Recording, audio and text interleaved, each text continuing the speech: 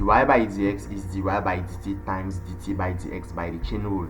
Dt by dx is 1 over dx on dt, so dy by dx is dy by dt, which is 60 times 1 over dx by dt, which is e to the t.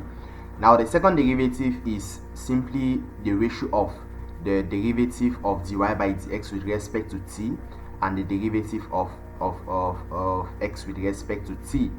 So this is very important. So it means our second derivative is d by dt of 60 on e to the t divided by e to the t. You can use the quotient rule in the numerator of our derivative. We keep e to the t constant, we differentiate 60 minus, we keep 60 constant, we differentiate e to the t, we divide it by the square of e to the t, then we divide it by our e to the t, which is the x on dt.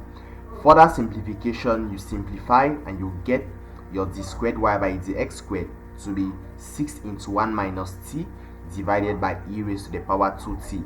Now let us see how we can use we can get this in terms of x. So x equal to e to the t, taking ln on both sides, it means t is equal to ln x. Now our y becomes 3 ln squared x minus 1 because it was 3t squared minus 1. Now we get the first derivative by using the product rule. We keep 3 constant. To differentiate ln squared x, we drop the power, we differentiate ln x, then we multiply with ln x to the power minus 1. So you have 3, which is your constant, we drop the power, which is 2, differentiate ln x, you have 1 over x, you multiply with ln x to the power 2 minus 1, which is ln x to the 1, which is ln x. So this is 6 ln x divided by x. To the second derivative, we use the quotient rule. We keep our 6, which is the constant. We now keep the denominator, which is x. We differentiate ln x minus, we keep ln x, we differentiate x, we divide it by the square of the denominator.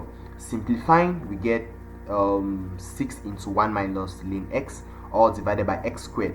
And also, if we come back to our derivative, our second derivative in terms of t, we also get the same thing because our t is ln x and then our e to the 2t, our e to the t is x, so e to the 2t becomes x squared.